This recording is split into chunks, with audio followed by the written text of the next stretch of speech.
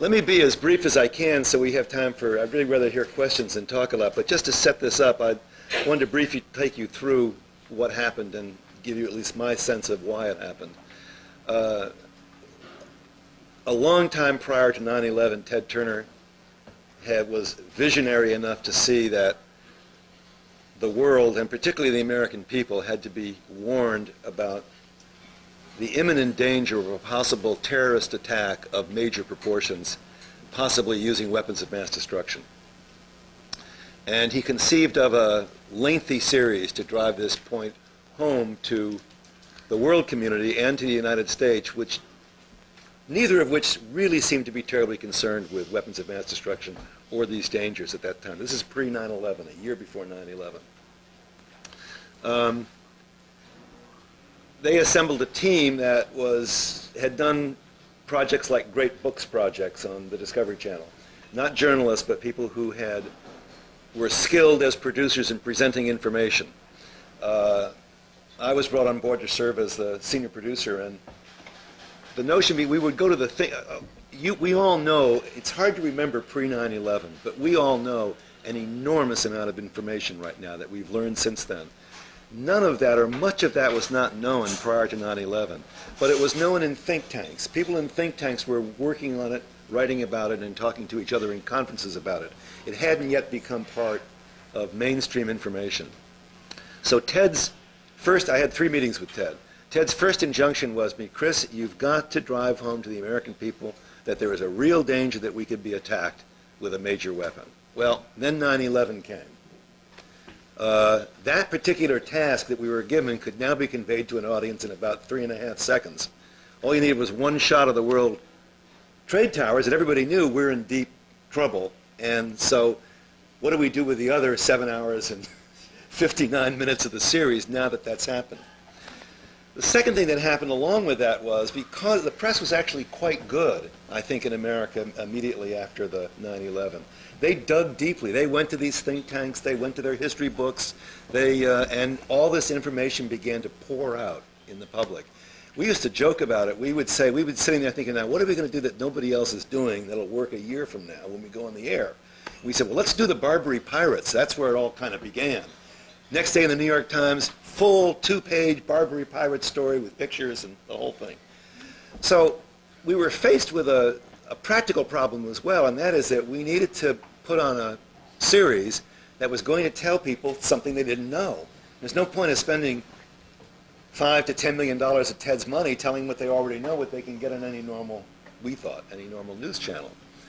So in order to do that, we had to take that information from the think tanks and become journalists and advance the story.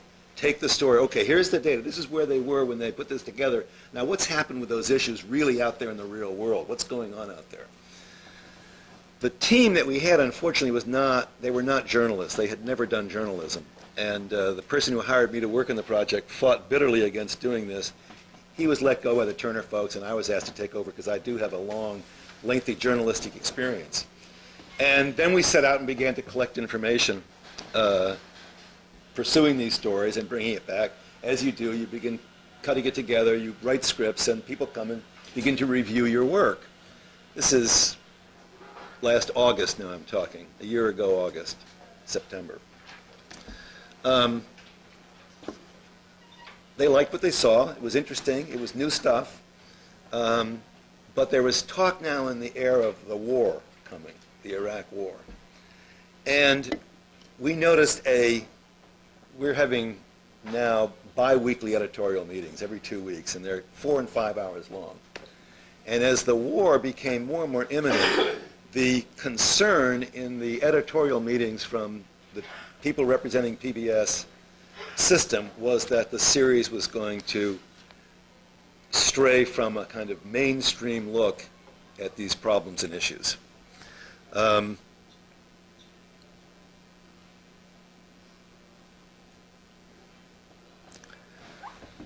For example, Ted had, in a second meeting with Ted, he gave it 2 words of advice. He said, well, more than 2 words, but 2 ideas of advice. Chris, international, international, international, and then don't dumb it down. Well, by international, TED meant not only that the program should appeal to people in foreign countries, but that we Americans should see ourselves through the eyes of other countries. And this became this became a typical contentious point during the editorial meetings. We felt we needed to answer the question, why do they hate us? Why did people cheer in the streets when they saw the towers go down? I mean, why did this happen? We've got to confront that and deal with it. But the answers you get back were upsetting. They're not things that Americans wanted to hear as we were moving toward a war with Iraq. There was a story that remained in the final version of the show, although in a very changed position. You probably, if you saw the series at all, you may remember it. There was a young Palestinian boy named Ahab, and he was trying to decide whether to become an accountant or a suicide bomber. He was like 14, 15 years old. And in the version that we had cut of that, which upset them terribly, we really had managed to put the viewer inside the mind of that boy. So at the end of that piece, you almost had an epiphany and said to yourself, oh my God, that could be me. I could do that, or my son could do that, and it was very disturbing to people. I mean, now, I think it was disturbing in a good sense in that it made us see the world through somebody else's eyes, and I think that's what television ought to do, is to provoke us and to force us then to reassess our preconceptions. But they kept saying, well, it's not balanced. I said, well, how do you balance this kid? What is the balance to this kid? You know, what do you want? Well, let's get some experts talking about it. So we got some experts. Anyway, in the final version of that story, the kid was there, but you were distanced from him. You didn't say, that could be me. You said, oh, I can see why he would do that. But that's a really big difference in terms of having an experience. It's what works of art do. They move us inside to some new place. So those are the kinds of issues that concerned them, and there were many, many of them. And as the war, but in these large editorial meetings, we would win every discussion because we had an enormous amount of information. We'd been studying this for 3 years, and we were all pretty smart, so we could convince them intellectually. But you could see when they left the room that they were saying, damn it, I know they're wrong about that. I mean, I really still feel very nervous. I remember one, I'm going to stop pretty soon, but I remember. Who are they? Good question. Interrupt at any time, that would be great. In order to be successful in the PBS system, a series like ours has to go through a member station. We chose WETA over the warnings of some of my friends. They said, don't do this. But we did. They made a very good case, and they did a very good job under the circumstances on publicity and promotion, which is what they were hired to do. But they are also a Washington station closely aligned with PBS and sensitized by the kind of community that Washington is. Washington is a consensus community. If you stray too far left or right and away from the consensus, you lose power. Once you lose power, I can tell you, because I just went through this, your phone stops ringing. I mean, people you thought were friends do not want to associate with you. Power is like a disease in Washington. It's catching. Oh my God, if I had dinner with him, I mean, I might get powerless too. So there's an enormous push to go toward the center. And that pressure from PBS went through WETA to us. I remember in a couple of frustrating conversations with the Turner folks, they would say to me, Chris, these people have so much power. You've got to do whatever you wanted me to do at the moment. I said, no, they have no power whatsoever. Ted Turner has the power because he spent the money. You know, the only power they have is the power you give them. You know, you can get this on the air with Ted's vision, but they were just too nervous. They really were too nervous. So the pressure came, I believe, from PBS and through WETA to Turner's folks, not Turner, but to the people who work for Turner, down to our show. Was PBS threatened with loss of federal funding at any time that you know? I was told by top PBS executives at two meetings that I attended on kind of general PBS meetings, that they were very concerned that the series, being funded by Ted Turner, would be too much like Bill Moyers. Oh. Bill Moyers is under massive assault. They would love to dump Bill Moyers, and I'm sure at their first chance they will. What they're going to do now is add a show after Bill's to counterbalance his wildly left-wing bias. I mean, so there was, and I was warned. I said, don't pull another Bill Moyers, I didn't think we were pulling a Bill Moyers, I mean, he's much more outspoken than the series was ever intended to be, because we didn't think we thought the audience could see for themselves, would draw the right conclusions by the material we presented. We didn't need to be quite as directive as Bill was. Now, normally what would have happened in a situation like this, in an editorial confrontation, although they never said to us, I must tell you that they never said, rewrite this way. And I had to say, no, I refuse to do that. It never came to that. They just didn't like, they just kept picking at stuff. Didn't really like it. Normally what would happen, they'd bring in a senior editorial person who would have authority over me on the editorial line. They would say, well, I'm sorry, Chris, but we're putting this guy in charge of the writing, and he now gets to vet all the scripts, but your team, I want you to keep working, your team would keep working. Because, I mean, we did over 250 interviews. I'd read all those interviews. My team had read those interviews. You bring a new team in 6 weeks before, they've got 200 interviews they have to read to even get up to speed. So it made no sense to get rid of us all, but they did. They came in, and me, my senior producer, 2 of my producers, 3 of my producers, we were all told basically out of the building in a half an hour. Did they give you a reason for that? Well, they gave me, yes, they did. They gave me weird reasons that made no sense. They said, we're worried because the series is behind schedule. Well, we were worried because the series was behind schedule. What do you do if you're behind schedule? You put in more resources and give people more time. You don't take out everybody who's working on it and bring in a whole bunch of people who don't know anything about it. I mean, that just makes no sense. The only reason to do that has got to be because people are really worried. There's got to be something big going on. I thought my career was over, because basically you get removed from a position like this 6 weeks before delivery because you're caught with your secretary in your desk, or you've run up to the company money. That's what gets you. I mean, otherwise you don't get fired at this point in a project. It's like, it's unheard of. Plus, let alone a whole team getting fired. Now, yeah, go ahead. You said that. You explained today was you said ask questions. Go on. Yeah, please. Go forward. On the Ted Turner vision, it's a little surprising to me, because we shared some views with our organization long before he started on your project, and his concerns. You said it was concerns to educate the public about weapons of mass destruction and how we might get attacked even before 9/11. But my understanding of his vision was that he was concerned about these weapons we all have. Russia, United States, and theft, and/or we were on 15-minute alert still, even though we weren't enemies. Yeah. And he had much broader and deeper concerns Yes. that made us all feel good that he was going to sponsor an educational program to get us all look at ourselves, Yeah. and disarmament and cooperation. And when you say he met with you in his vision, I don't hear that. I don't hear that education about all the stuff that we in Russia have. I probably focused too sharply on the terrorism part of that because I was leading up to the 9/11. No, you're absolutely right. Now, but I should say that that's not how I knew that Ted wanted to do.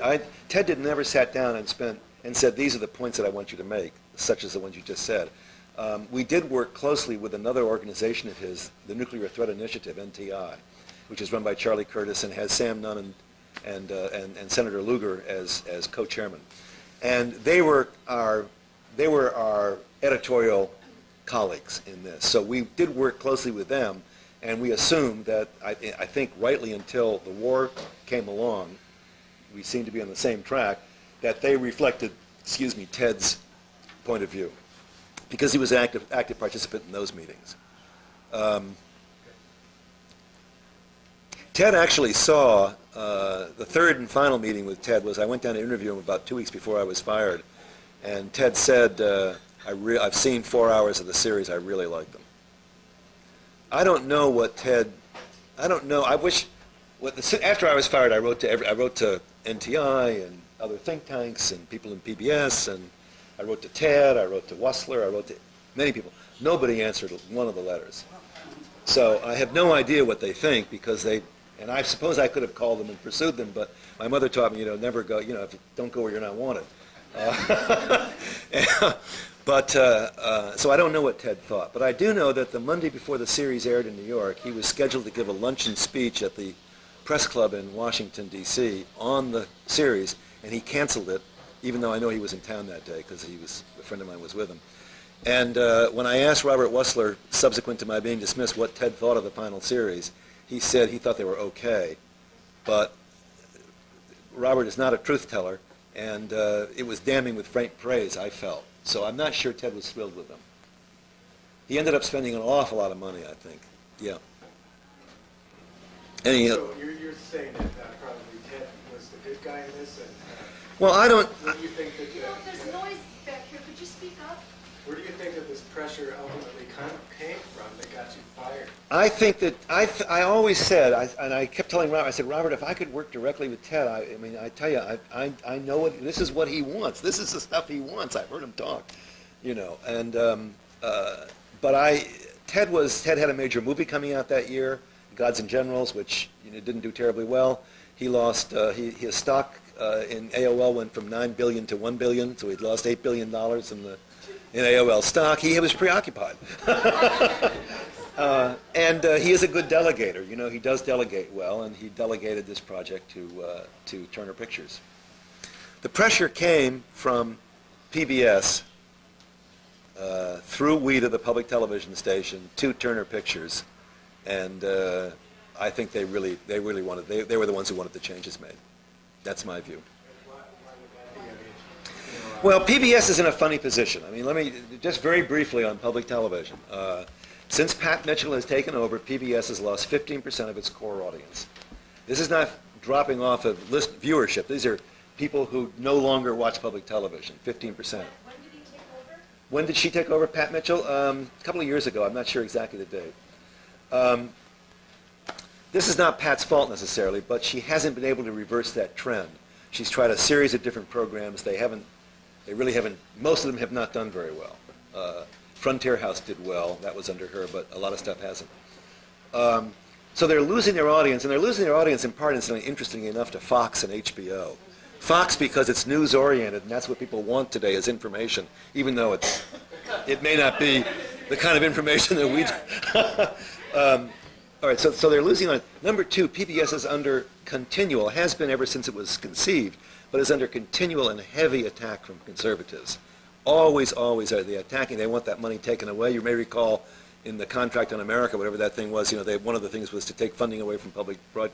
They would love to see that system shut down. And I don't know what they get now. I know that I'm not privy to that, but it's less and less each year because that's why you see so much corporate underwriting now. But see, corporate underwriting is another problem for them because, the public funds was supposed to make them independent. Then they go to corporate funding. Well, the corporations don't want to, they don't want to shake people up too much, at least not politically and not with politics and news. So there's a lot of pressure to stay within the consensus. The trouble is, well, there's lots of troubles. One, the consensus is boring. You're not going to, who's going to... An editor in Current Magazine called me after seeing the series and he said, well, it wasn't so bad. And I said, would you have paid $7 to go into a theater to watch that? He said, are you kidding? Well, hello. One of the reasons I think it was, and we thought about this was grim stuff. This was not fun stuff to watch and think about. We felt that what would make it watchable would be telling people things they didn't already know, which is partly seeing the world through other people's eyes rather than our own again. It would be partly injecting some humor, all of which was taken out. We had some wonderfully comic scenes of, well, actually some of these were left in, of putting in the gas masks during World War II, but all the humor was taken out. Most important, we felt that people would continue to watch if they felt that the information was empowering them to make a change, to do something. If this information were somehow embedded with empowering people, then you'd stay with it because it was information you'd need to do something. And how do you do that? Well, we felt that you did that by historically showing the the value and the power of the peace movement. So we showed that a group of women, in the 50s, upset about strontium-90 in their breast milk, and above-ground testing across the world. The governments didn't want to stop testing. This was a bunch of American women. Well, that was gone. There were people in the program at Los Alamos who, the understanding of Los Alamos was that we were developing the bomb because Germany was going to get the bomb, and we had to get it before Germany got it. It became clear by 1943 that Germany was not going to get the bomb because we destroyed the heavy water plant in Norway, which is what they needed to make it. At that point, according to the contract, they should have stopped working on the atom bomb. Of course, that was never going to happen. I don't know. I don't know if that was a good or a bad thing. Honestly, I don't. It's very complicated. But there were scientists there who said, no, we have to stop now. And Joseph Rothblatt, who we had in the show, quit and resigned. Well, that was taken out. We had a group of citizens in Anniston, Alabama, who are concerned because we have, think of this, guys. Think of this. They built all these chemical weapons. Where one drop of this stuff, one shell takes out a whole city. They built them, we combined them with the munitions, and we didn't make any way to take them apart. We don't know how to disassemble these weapons. We put that in the show because, hey, let's learn from our past mistakes. You know what that was, too, don't you? It was a contract bid, right? They got a contract, and they said, no, this is how you got to cut the cost. Well, how can we cut the cost? Well, we don't have to take them apart. Oh, great. And that's why that happened, But all right, so they've got to get rid of these things. They built a $5 billion incinerator to burn them. Trouble with burning them is that the incinerator burps occasionally, what they say, and out of the burp comes these deadly chemicals. Well, the people of Anniston are worried about that, Now, what did the government do? The government gave them, guess what? Duct tape and plastic. And we had a wonderful scene with folks looking just like you folks, putting up duct tape and plastic over their windows. Let me tell you, go home and try. It peels, those are greasy walls in the kitchen, The duct tape doesn't stick, it comes off, there's woman, and then you see, there's a couple of older women, she's down here, they're up in a chair that's tottered. It's absurd, Took that out. What? Now they're giving them gas masks. Now they give, yes. Instructions on how to use them. Exactly, that's right. But apparently this is going to take, 10 years? Yeah. 15 years that they're going to have to be in this state of readiness. Now they used clips from these groups in promoting the series. Then they took them out of the show. They left one soundbite from one person, and there was no discussion. There's an alternative method of getting rid of these things, which are actually, I believe, was developed by the Russians, called neutralization, and it's considered by many people to be a much less dangerous way to do it. And there was no discussion of the relative merits of neutralization versus incineration in the show, because the show wanted to say incineration has to be done and we've got to do it right now, and we don't, anyway. So that's the kind of stuff that was taken out. Oh, another one we love. We felt it was critical for the American people, particularly on the eve of going into a war in Iraq, to understand the role that the United States had played in creating the conditions in Afghanistan where the Taliban could be successful. And we did that. Carter began that by, in the summer of 1979, introducing CIA agents into Afghanistan to fight against the occupying Soviet army. The Soviets then responded 6 months later, you may recall, just before Christmas, by sending their army in. At that point, we did massive funding of the Mujahideen, warriors, and poured in all these guns and ammunition and money, and there's no evidence that we directly gave it to bin Laden. So I'm not accusing anybody of that, but it left a huge number of arms which were available for all these people. As soon as the Soviets pull out, do we stay and help rebuild the nation and make things sure? No. We all pull out and we leave it alone, and we watch the Taliban come to power. We watch them stone women to death in the public square. Guess what? Nobody says anything. Well, all that was taken out, because we don't want to do that again, and we felt that was important because we don't think we want to do that again in Iraq. We had a section about how Afghanistan is not the rosy picture of success that we have been, some of us have been led to believe in the press, or we've ignored altogether. It's extremely difficult for women there. Large parts of the country are falling out of our control. The warlords are still ascendant. They're still growing poppies. Afghanistan is nowhere struggled to the ground, and we had that in the show. All that stuff came out, or most of it came out. we had a section when we dealt with the Patriot Act. Now, this is the last one I'm going to give.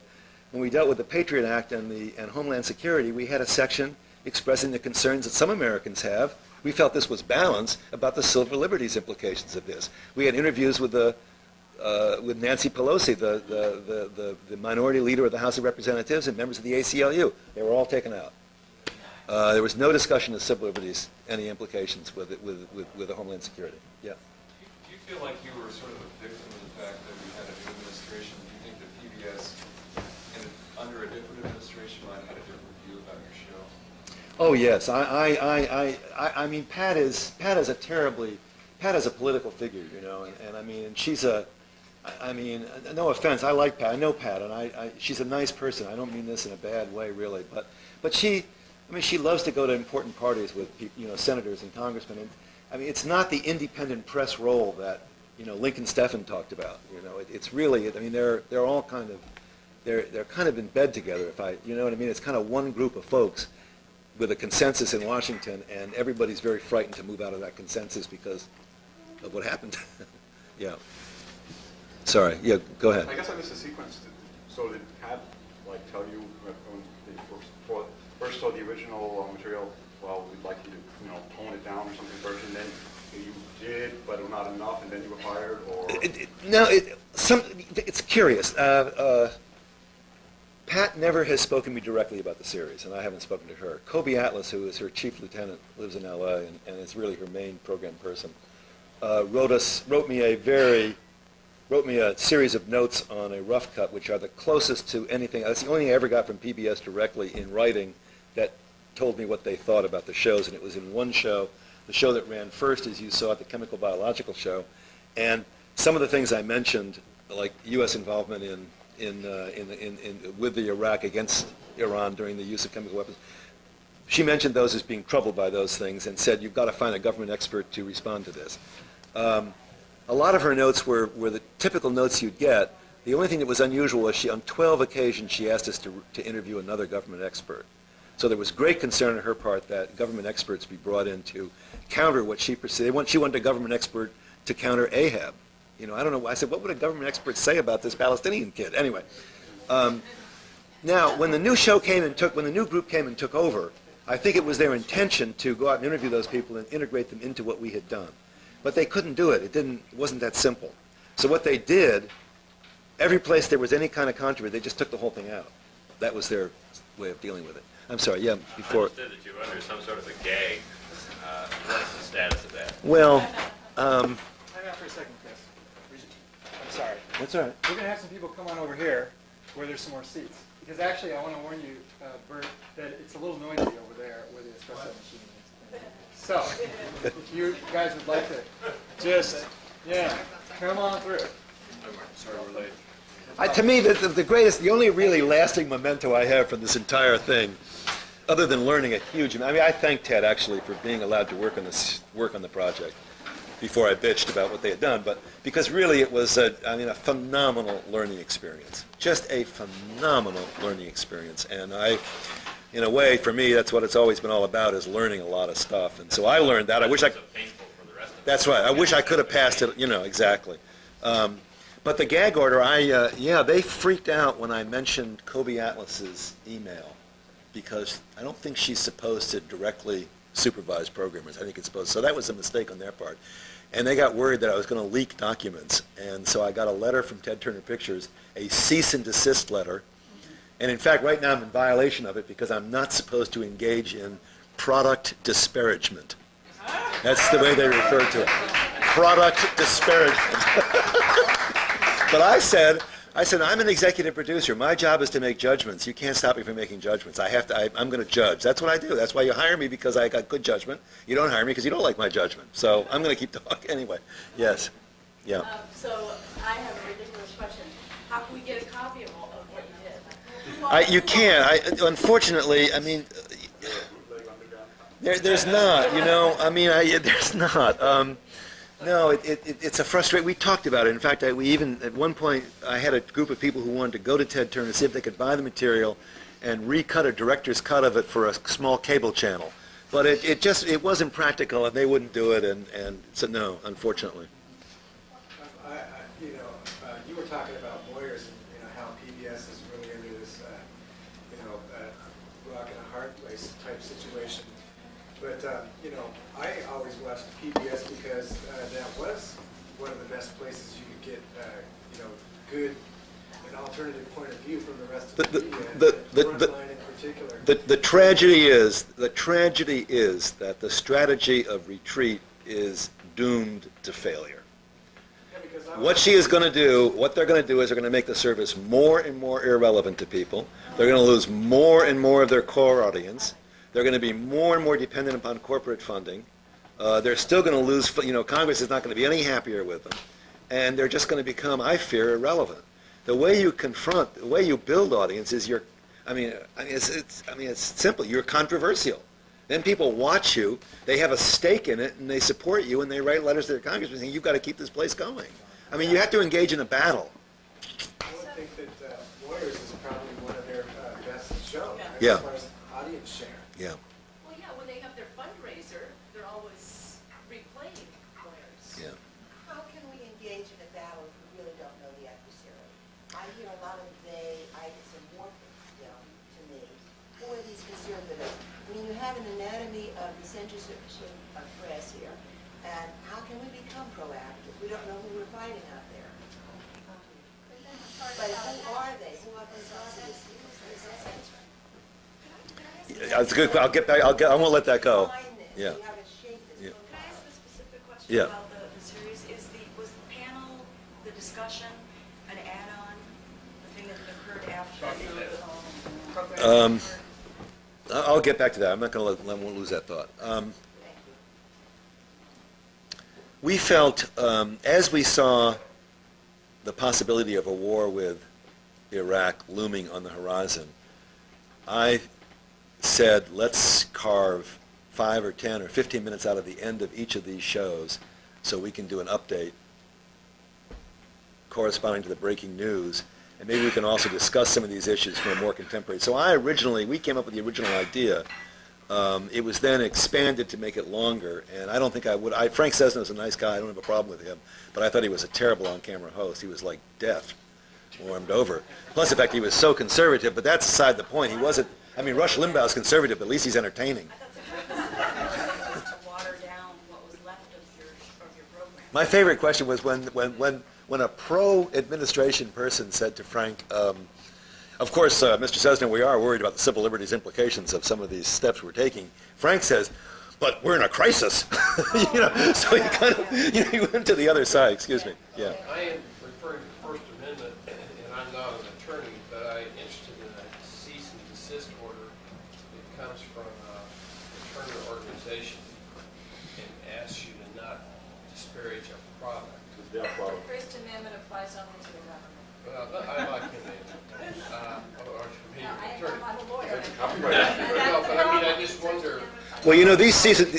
How, you're talking to us. You can't be maybe not to talk, and so how will it come out in the wash? Is that just kind of a warning? Talk just to covert groups like us. What do you do with that kind of? I thought that was tested in that Oprah Winfrey thing.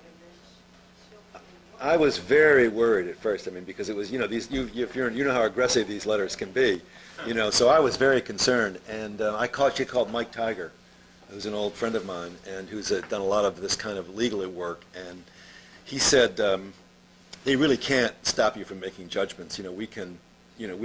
What you can't do is reveal anything that you know only because you were part of the corporation that produced it. That's what, that would be a no-no. But I think honestly, because my reaction has made such a small splash, they don't really care whether I talk to people or not.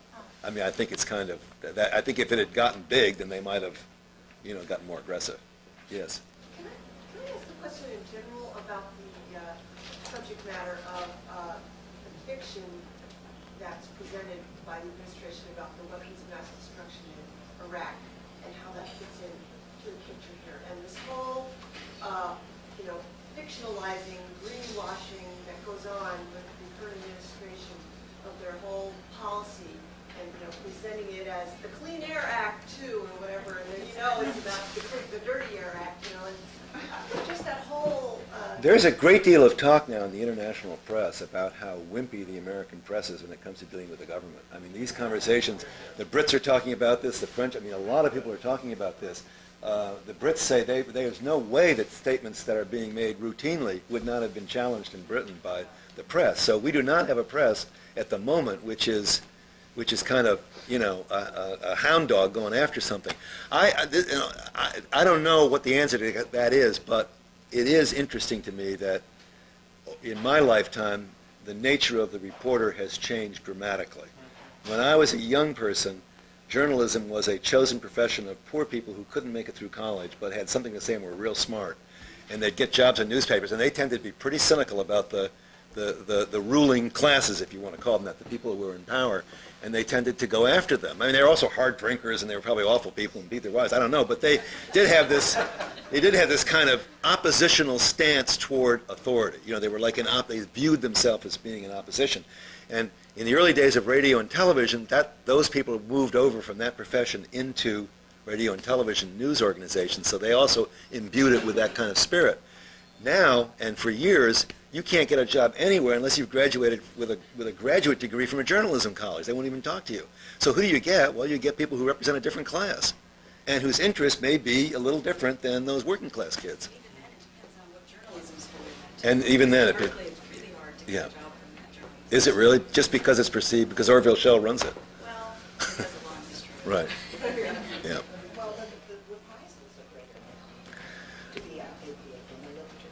Well, yes. Although, you know, I mean, we shouldn't forget the blacklist too quickly. I mean, there have always been. Americans have traditionally, unfortunately, in times of stress and fear, become very, you know, inwardly. You know, we don't tolerate a lot of dissent during those periods. I mean, that was true from the Alien and Sedition Acts on, right? I mean, yeah. Did you see a Nova program on the Dirty Bomb? No. I saw that a few weeks after Yeah. Armageddon. I thought it was so much better. Yeah. I mean, it was really, they did simulations. Yeah. You really got a picture of it. Yeah. And maybe it was because it was more technical. I think Nova's one of the standout series, though. They really, I mean, they've done a great job with that series, and in fact, a lot of the producers, I wanted to hire some of those producers to work on Avoiding Armageddon, but the Turner folks didn't want to pay their rate. We had. How do they achieve something that's a little more comfortable? GBH is an enormously powerful entity within the public broadcasting system, and WGBH is the public television station in Boston, where American Experience, Nova, a lot of the best shows you see come through there. Peter McGee, who was there, who was the person who created that show, was a major, he's now retired, but was a major figure in public television. If only he had become president, you would have a very different universe. Peter, in August, when I began to sense that that the editorial line of the series was going to be upsetting to some of the people above me, I tried to get Peter to come in as an editorial consultant. Because I thought if I have somebody of Peter's stature on my side, they're not going to be able to mess with me, you know. But Peter was occupied with other things. So it was his really personal stature, his involvement with GBH has really preserved that as a haven of independence. Please. Brief question. I heard an opinion the other day that as Germany controlled their people by fear, so that is happening here in America. Well, I hope that's not the case. I think certainly there are people who are frightened and people who don't speak out because they're frightened. But fortunately, we do have people who still do speak out. I think it's too early to tell, honestly, how the administration's policy is going to play, even in 2004. I tend to be fairly pessimistic, and I will not be at all surprised if there is a sweep, but I will not be surprised if there is more opposition than they expect. I think that people are somehow, a lot of people I talk to, even who support him, are concerned about his demeanor. There's a recklessness and a kind of arrogance that I think is a little off-putting for people personally. So I don't think it's a done deal yet. And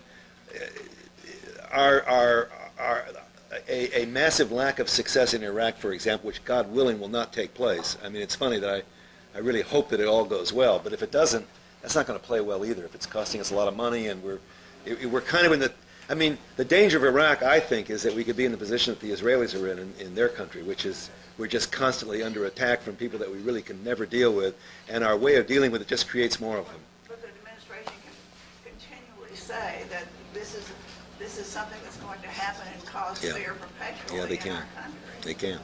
Yes. A comment that I wanted to comment on what the gentleman said about taking popular opinions, which we did a good job of generating. I understand that the world demonstrations against preemptive war worldwide and here were larger than anything that's ever happened. That's what I understand. I want to come back to that because translating that, when you have a money media power structure, what is the conversion factor outside of overwhelming the White House lawn? How do you? It seems like we did our share. Probably most people in this room walked against the war in Iraq here in the Seattle area, probably, and you emailed Congress and so forth. Do you have any brainstorms on how you can take what I thought was a huge popular sentiment and convert it into the power structure that means the media, and the money, and the defense contractors, and all that type of thing is insurmountable? It's a daunting challenge because there's so much money on the other side. There's so much vested stake in the policy of the administration that really helps those friends economically. I mean, Halliburton and Bechtel. I mean, it's a brilliant strategy. You blow the country up and you rebuild it and you get paid both times for it. I mean, this is one of the best shell games I've ever seen, honestly. But it's going to be very hard to deal with that. I don't know. Somebody asked me, what would you do? I mean, what I do is when I'm looking into a story is I look for alternative media. I search out not because I think they're always right, but because they tend to know where to scratch. They tend to see where the sore points are, I think a lot of times their analyses maybe are not right, or at least they aren't my analyses, but they do tend to point you to where you have to look, So I think alternative media, I think we're in a kind of dismal point right now in alternative media. For a while, when I was young, we had Pacifica Radio, which was actually a very professional, good radio service in San Francisco, New York, Los Angeles, Houston, places that became very valuable to people like us because it was intelligent and thoughtful and brought people on board who were interesting to listen to. Opinion leaders then who would spread that information more widely in the community. And I think Pacifica had a lot more power than its numbers would show. But Pacifica now is in total disarray and abandonment. There is some talk of starting a progressive radio system again, which would be extremely interesting. Or how about buying controlling shares in media? Well, you come down to how you fund it, That's the trick, How do you get your money in, and then does the money have strings attached to it? That's why radio, frankly, I mean, I love television because you have pictures in which you can mess with people's heads on another level, which as a creative person I love because actually we found that people don't listen to the words. They look at the pictures. And if you can tell them in pictures what you want to tell them, it doesn't matter what you say in the script, which is one way you can get messages through the machinery because they read the scripts and they don't know what you're doing. Anyway, but the great advantage of radio is that it's so inexpensive that the funding doesn't become quite as big an issue. And I'll just give you one example of that. My favorite example, I was running All Things Considered in the early 80s, and there was a rebellion of the Polish students. Polish students had taken over all the universities, and we were saying, how do we cover this? How do we cover this? And I said, well, get the number of the dean's office, call the dean's office. The head of the strike committee will be in the dean's office going through his desk, because that's what they did at Berkeley, that's what they did at Eugene, that's what they did at Columbia. And they got the number, we called, we talked to the head of the strike committee who was in there going through the dean's desk. And we got an exclusive interview on and what did it cost us? One, maybe two long-distance phone calls to Poland. To do that in TV, that would be a $20,000, $30,000 shoot, So radio is attractive that way, yeah. I'll just follow up on the alternative media. We're so fortunate in this area, and we've got two of our heroes here this morning, Mike McCormick and Eddie Mays, and they give us terrific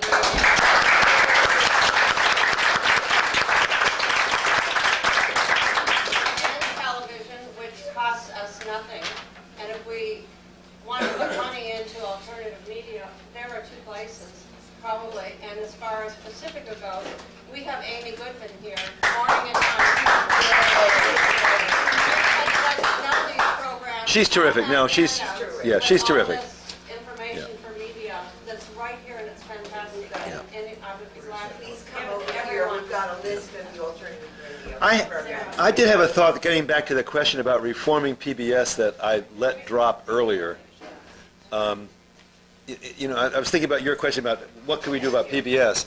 And I think it ties in with something this gentleman said about Nova, I'm afraid, which is I don't think we're going to win PBS and news and information. I think that's just too sensitive a field. But I think that a lot of great information is conveyed by shows like Nova, which are more technical and specialized, and apparently aren't as threatening to the system, or they're more supported. So I think you need to support what you see on PBS that you think is good and strong. You really need to make your voices heard by your local station. You know, they have to tell them, boy, that Bill Moyers is fantastic, or that Nova show was unbelievable. You know, let them know what's good. It does percolate up. I don't know if it's going to change things, but yeah. I have a question, but there's somebody over there who's had her hand up for I'm sorry. days. All right, I'm sorry. Actually, my question You're in a dark corner. and earlier I was there, so my question was related to the question that you got earlier, which you answered part of just now, but part of the question earlier was who was the they? Yeah. So who was applying pressure to have you fired, and maybe it's a complicated answer or lots of days, but like I'm curious to know that also. Well,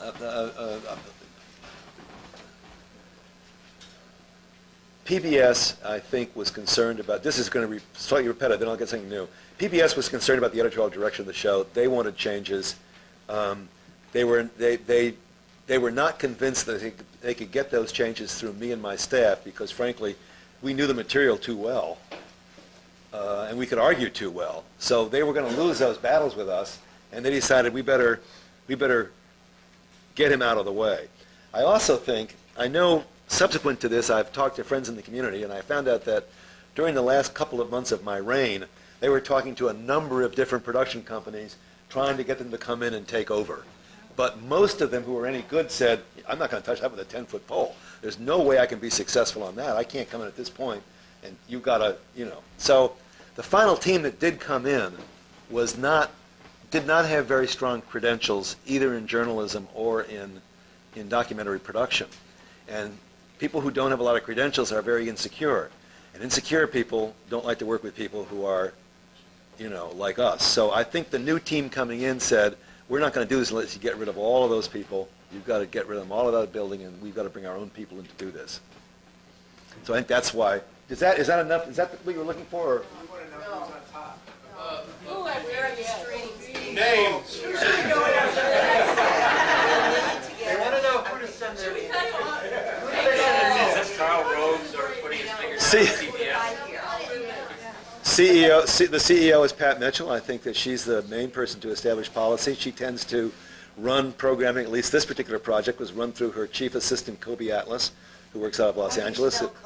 C-O-B-Y. It's actually, what is her real name? Kobe's her nickname. Kobe Atlas. Those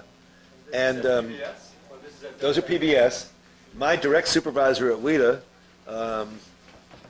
can I say he's a snake in the grass, or is that product disparagement? Or is that an accurate description?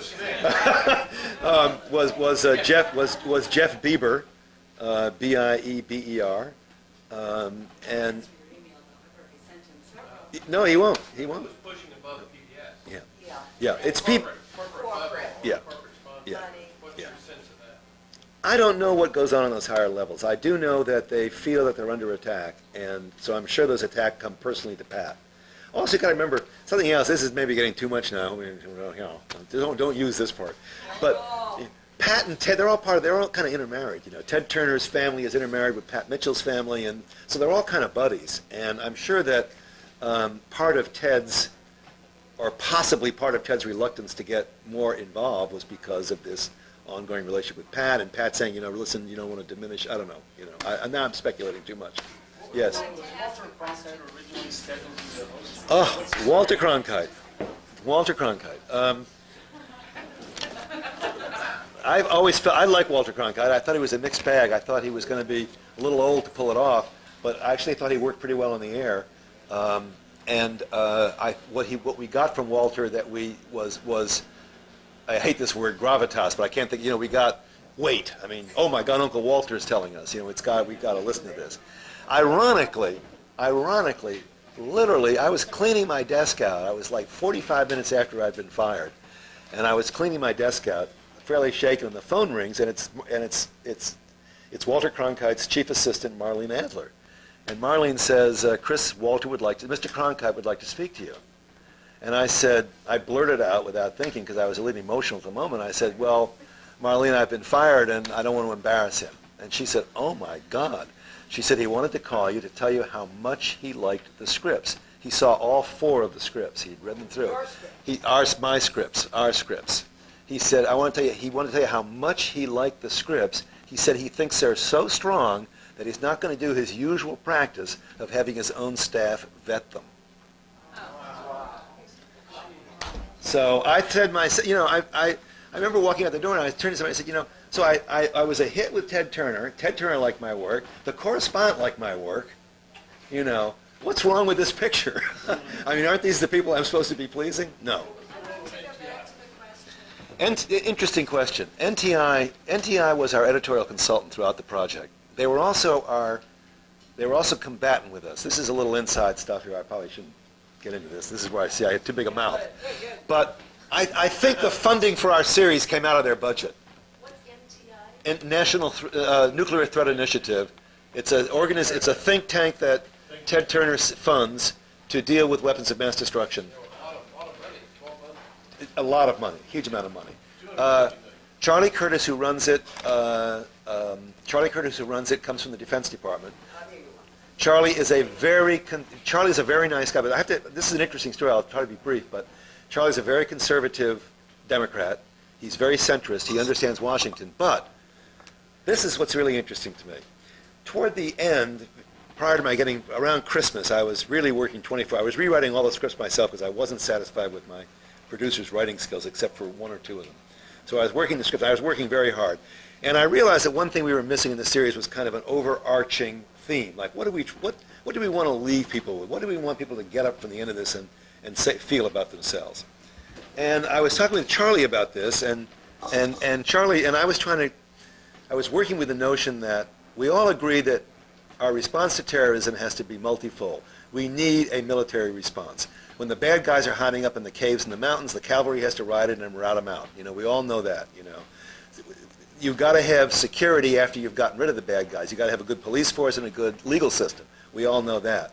You also got to have an economically growing society so that people feel they have a stake in what they're doing. So we think you need a multi-pronged. So we were working on that, and Charlie said, go to Slate and read a series of articles by Robert Wright. You look at these, and it's called How to Win the War on Terrorism. And it becomes then a debate later on between Wright and Kaplan, the conservative Kaplan, who was an advisor of the president. Kaplan's much harder. Anyway, very interesting. Now, this is what Kaplan says, and this is what I was working on at the end. Kaplan says, Wright says, we are at a unique time in history where our national security and our survival depends upon us doing the right thing. We're at a time now where we have to solve the problem of AIDS in Africa in order to be safe. And then I had a wonderful quote from Sam Nunn where he says, in my belief, homeland security begins abroad. That was the whole point. Well, they took that out, and when I got fired, I wrote to Charlie and I said, Charlie, you turned me on. This is the message. Please get involved with the series and make sure that this message remains in the final series, even if I'm gone.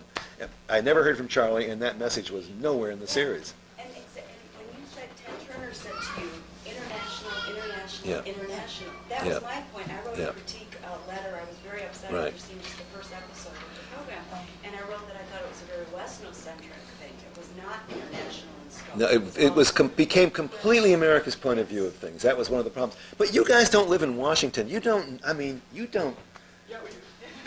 Yeah. Oh, sorry. Wrong about that. Okay. You can see why they got rid of me. We're in the well-informed Washington. You're in the well-informed Washington. You don't live in the District of Columbia. They're the one inside the Beltway.